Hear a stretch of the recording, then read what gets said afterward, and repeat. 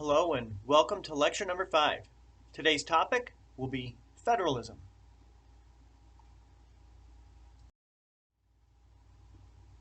Now, federalism can be kind of a difficult concept to think about, but let's start with just something like speed limits. Some states have a speed limit that might only get up to 70 miles an hour, others 80, 85. Well, look at this speed limit sign from the 1990s.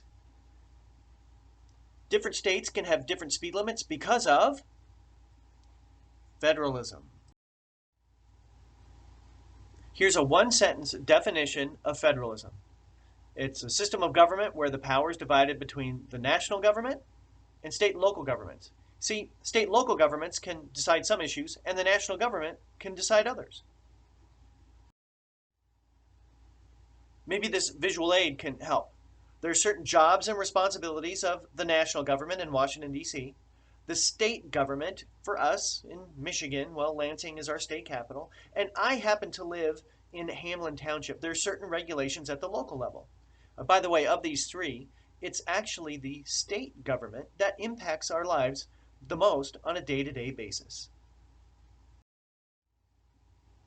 Now that we've defined federalism, I'd like to show some examples of how it works, and we'll begin with how federalism shapes state-to-state relations. State-to-state relations are governed by a provision in the Constitution called the Full Faith and Credit Clause. First, I want to start with the meaning. Essentially, states are required to respect the public acts and records of other states. Below that, here you see a direct quote from the Constitution. I'll try to offer some examples next. Okay, here again, we've got that full faith and credit clause and its meaning here on the right. Well, let me give you some examples of how states respect the public acts of other states. Birth certificates, driver's licenses, arrest warrants are often respected by each state. For example, if I was to drive from Michigan to Indiana, I don't have to go to the DMV in Indiana to be recognized as a licensed driver. Something else is also governed by the Full Faith and Credit Clause, and it impacted my life June 19th, 1993. That was the day I got married. I was married in Washington State. Well, I didn't have to get married again when I moved to Michigan for Michigan to recognize my marriage. Okay, so state-to-state relations are governed by that Full Faith and Credit Clause. Well, we also see that the national government has an awful lot of power as well. We'll see how that comes into play next. All right, so there are two provisions that ensure that the national government is strong. The first of these is the Necessary and Proper Clause. It comes from a provision in the Constitution, which declares that Congress has the power to, quote, make all laws necessary and proper to carry out its functions, to do its job. Let's offer some examples here. All right, there are a range of functions or jobs that Congress fulfills. Very specifically, the Constitution says Congress has the job of borrowing money, regulating commerce, coining money, declaring war. It also says that Congress has the ability to raise and support armies. But it doesn't say anything at all in the Constitution about a draft. Could you force people to serve in the military? Well, under this Necessary and Proper Clause, in order to properly raise and support armies, Congress has implemented a draft in the past. It's allowed because of this Necessary and Proper Clause. So again, I just thought I would show this again.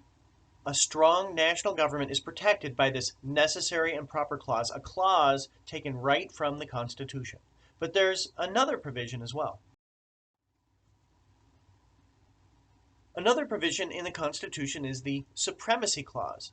This ensures that laws or treaties made by the United States shall be, quote, the supreme law of the land. Essentially, if there's a conflict between a state law and a national government law, the national government wins.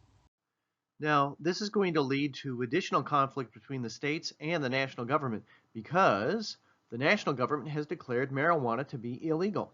It's prohibited by the national government, yet we have 38 states plus Washington, D.C. that have either legalized medical or recreational marijuana, and 22 states plus Washington, D.C., that have legalized marijuana for recreational use. So, this is a conflict between the national government and the states that will come to a head at some point in the future. One thing to note is that ever since the Obama administration, the executive branch has said it will not enforce federal bans on marijuana if a state has allowed for its legal use. But this could change at any time if somebody came into the presidency who did want to enforce federal law. Stay tuned on this one. Remember that survey of your political views at the beginning of the semester? Well, here are the latest results from that survey dealing with the legalization of marijuana.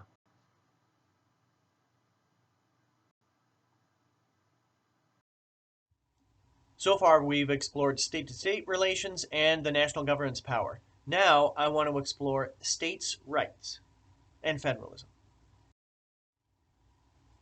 States' rights are protected by the 10th Amendment. Often this is referred to as the reserved clause, because essentially the 10th Amendment says that all powers for the government are reserved to the states, except, first, powers specifically given or granted to the national government by the Constitution, and these are things like the national government coins money, declares war, and regulates trade. The other thing that's not reserved for the states are the powers specifically prohibited, or the Constitution says states can't do these things. For example, states cannot sign treaties, engage in war, or grant titles of nobility. In all other cases, all governmental power is supposed to be reserved to the states. So this actually creates quite a potential for conflict. A strong national government is protected by the Necessary and Proper Clause and the Supremacy Clause, and states' rights are protected by the 10th Amendment. If there's a conflict between those two, well, the solution has to be decided by our courts. So far, we've explored how the Constitution addresses federalism. Now, I'd like to look at past history, and particularly the 20th century and the 1930s, beginning with the 1930s. Throughout the 20th century, the national government has grown in size and power. If you look back at this circled area here in 1900, the national government provided very few direct benefits to the American people. But over the years, you can see that benefits increased dramatically. There's a lot more that the national government does today than it did over 100 years ago. Why was this? Why did this happen? When did this change come about? Well, in the 1930s, we experienced as a nation the Great Depression. The unemployment rate nationally was 33%. In Michigan, it was 46%. Nearly half of the population who wanted to work couldn't get a job.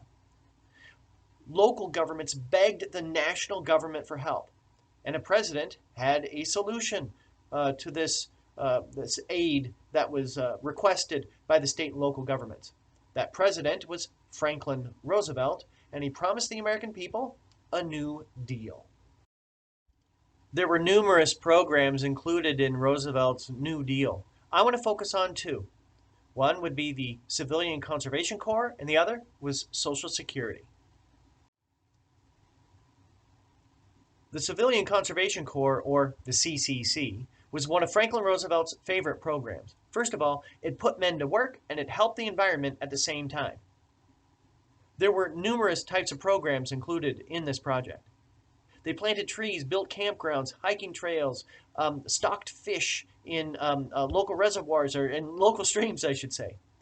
You didn't get rich if you had a job in the CCC. Your average pay was about $35 a month, but at least you had a roof over your head and 3 square meals. There's a great historical marker that outlines a lot of the accomplishments of the CCC off of M55 in between Manistee and Cadillac. There were 57 camps in the state of Michigan for the CCC, where they employed nearly 95,000 people, planted 485 million trees, stocked over 150 million fish. It was a great program for the state of Michigan. The legacy of the CCC is still seen today. Does this building look familiar to you? Well, it's located at Ludington State Park. Here we see another legacy of the CCC. This one's from Manistee. The Orchard Beach State Park and Ludington State Park continue to generate revenue for Manistee and Ludington today. And those were first put into place as New Deal programs that still benefit our area where we live. One of the best known programs of the New Deal was the Social Security Act. This had three main provisions. First, it established unemployment insurance for the very first time in American history. This was funded by a tax paid for by businesses or employers. Second, it had a so-called aid to dependence clause. There were people in our society who could not get ahead on their own. Maybe they were blind, disabled, maybe they were orphaned, and so the federal government agreed that it would take care of part of its citizenry. Lastly, there was an old age pension plan funded by a tax paid for by employers and employees. The New Deal was a crucial program, and it transformed the relationship between the American people and the United States government. Essentially, it established a safety net below which the American people would not be allowed to fall through the cracks anymore.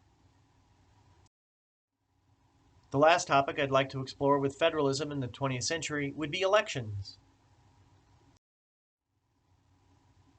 I don't know if you're aware of this or not, but states really have a great deal of control over our elections. The national government does establish some standards, but really they're run by the states, and the states have the most influence over how the elections are run, really on a kind of a day-to-day basis.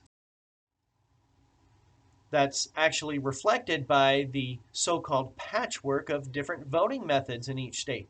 Some states have optical scan. That's like where you fill out a Scantron sheet. Some vote strictly by mail. Some are recorded by machines. Some areas, in some states, you've got some ballots that are hand counted and some that are counted by machines. Really, we have a ton of different methods for voting throughout the United States today.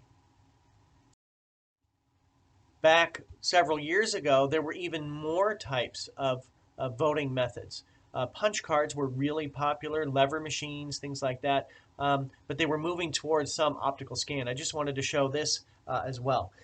Some of these different methods led to some problems in an election in 2000.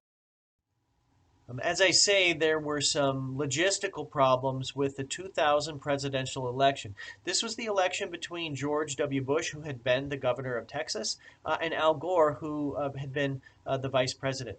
These dealt with so-called hanging Chad and the butterfly ballot. I'll try to explain how this worked. The arrow here is pointing to a ballot that was used in a county, in one of Florida's counties in the 2000 election. You would place that ballot into a machine, and then you would poke a hole next to the name of the person that you wanted to vote for. A Chad is a little piece of paper that gets poked out or punched out in that ballot, which is next to the name of the person that you voted for. Well, here you see an elections official who is trying to determine, well, maybe the hole didn't get poked out the whole way, and so he's trying to determine if someone actually did or did not vote for one of the candidates. Yeah, he was using a magnifying glass. There was something else in Florida as well. This was the butterfly ballot. There were so many people who qualified to get their names on the ballot that they had names on both sides of the ballot. So let's just pretend you were a Republican. And you see the ballot and you say, oh, okay, I'm a Republican. I want to vote for George W. Bush. So you poke the first hole. And then you say, okay, another person comes in, they're a Democrat. And they say, oh, well, I see Al Gore's name is the second. I want to vote for him. So they poked the second hole. Well, maybe they realized, oh, gosh, darn it, I was supposed to poke the third hole. If you vote for two people in the same ballot, your ballot gets thrown out. It also turns out that a lot of people accidentally voted for the Reform Party candidate, and his name was Pat Buchanan. Don't worry about the specific numbers on this slide, but I just wanted to point something out. The 2000 presidential election was incredibly close. George W. Bush won by a mere 537 votes out of about 100 million votes by the American people overall. going back as a result of the confusion caused by that butterfly ballot, officials realized over 5,000 people voted for Al Gore and Pat Buchanan, so their ballots were thrown out. 1,600 people voted for George W. Bush and Pat Buchanan.